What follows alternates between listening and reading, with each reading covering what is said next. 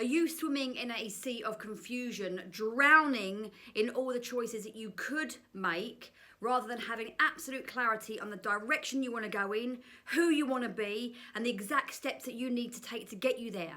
Well, that is why I've developed this high performance series for you. I kicked it off last week with episode number 1, and I gave you the 4 fundamental things that you can choose now that will give you clarity now and help you start to take action towards where it is that you want to go. And I'm going to build on that a little bit today, but let me just recap those 4 things.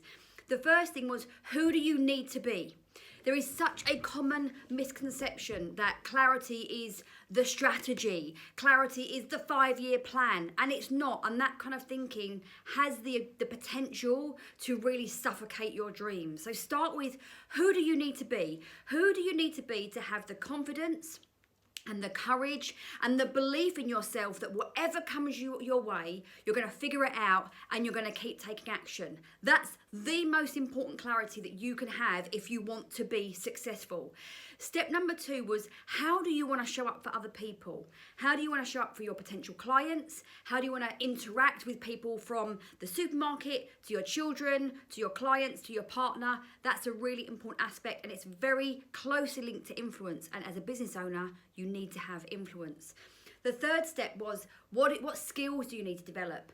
So many of us, when we're in business, particularly when we're starting out, are overwhelmed by all the things that we could learn. Everything from emails and content management and social media, ads, all that kind of stuff. But actually, sometimes and oftentimes, the thing that's going to set you apart and make you succeed while everybody stays down here is your ability to develop your personal skills. What skills do you need to develop? Because right now they're holding you back with the way that you show up for yourself. So make sure you watch that one specifically. And then finally, what difference do you want to make? Why is this important to you? What impact do you want to have? So if you haven't watched that yet, make sure you go check it out. I'll put a link in the show notes for you. And I've got part 2 of clarity today because I wanted to bring this aspect in. I know everybody that I work with is what I would call a soulpreneur. So they're very driven by passion. They do what they do because they love it. They do what they do because they want to make a difference.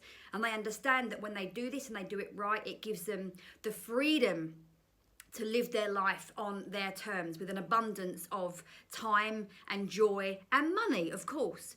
So the 2 extra concepts I want you to take down today. First of all, number 1 is, how do you want to feel? So many of us are chasing this belief that when I get there, I'm going to feel like this. When I get to that income level, when I get to that number in my community or that number on my email list, when I've moved house, got a smaller body, got a new partner, when I've got all this stuff, then I'm going to feel. Now, purely from a manifestation point of view, that's never going to happen, because you can't manifest something into your reality when your frequency is in not having that. Again, I've done a manifestation mastery series. Go check that out, because I'm talking to you through 10 episodes how to make sure you become that manifesting master. But when you're waiting to feel a certain way, you're actually always going to be waiting, because you will keep moving the goalposts. What we need to do is understand, what is it that I want to feel? So when I'm going for this particular achievement, what do I believe I'm going to feel when I get there?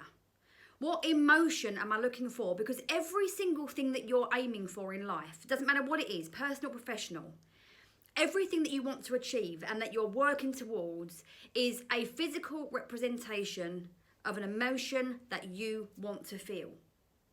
Maybe something makes you feel successful. Maybe this thing makes you feel free. Maybe it makes you feel abundant or influential or a leader or vibrant or alive. Whatever those things are, when you start to understand that you choose how you want to feel, and just like you choose who you need to be, those 2 things together should be the map for you every single day.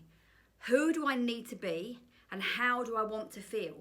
If you can nail that level of clarity, I am telling you, everything else will unfold for you, because those things dictate your decisions. Those things will allow you to say, I'm making choices based on this is going to help me feel the way I want to feel, and you also bring that energy to the table.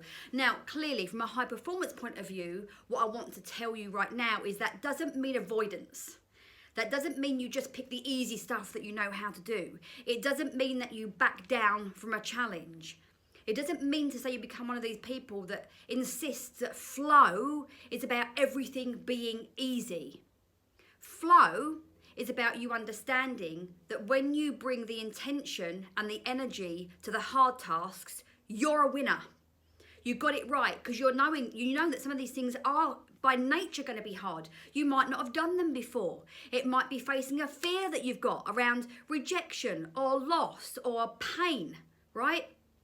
But you do it anyway because you choose how you want to feel and you choose who you need to be. So those two feed beautifully back into the first episode. So again, make sure you go watch it. Now, the other thing when we look at our emotions is that you are not letting your automatic emotions take over. Automatic emotions, we can talk about being triggered. We can talk about like who I really am. Joe Dispenza goes into this in great detail, so go check him out. But ultimately, until we become conscious creators, most of us are a product of our conditioning. So we have all these belief systems, all these values, memories, experience that actually filter the way we experience our life right now. It's all a perception. So when you start to change your model of the world by choice, you change to see, or you change your definition of what's happening to you and around you from today. Now, the important thing about not letting your default emotions take over is that you'll always be the one that cries everything, the one that runs away when things get hard, the one that gets triggered by X, Y, and Z. And the minute you label yourself as I am this person, you've now given in to your conditioning. When you learn how to choose how to feel, you stop being at effect of the emotions that just come. You can feel the emotions, you can witness the emotions, but you don't have to choose to stay in them if they're not helpful to what it is that you're trying to achieve. So the whole feeling aspects put you in the driver's seat. Now, when you control your emotions, you control your frequency. When you control your frequency, you are creating your reality. That is so important for you to understand. Now, step number 2 is, are you choosing the right things? If you've got several choices to make or you're working on something and it doesn't matter what you try, you just can't seem to get that va-va-voom, you just can't connect energetically, is it because somehow you've defined that to be the thing that you should be doing? For you, it's some kind of definition of success, achievement, attainment, but that doesn't align with you. It's not in alignment with what makes you happy. It doesn't create the feelings that you want to create. It's not aligned with your values or your bigger dreams, but you've kind of picked it because that's what you think you should be doing. Big no-no. But it takes a lot of courage.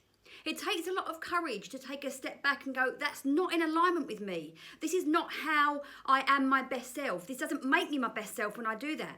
And I'm actually going to choose something that to other people could feel completely like the wrong decision, completely like out of this world wacky, but I'm going to do it because it's aligned with me, who I am, what my future visions are, the kind of person that I want to be, and the dreams that I have for my long-term future. So that second one is really important, that when you're making your decisions, they're aligned with you, your soul, and what you value.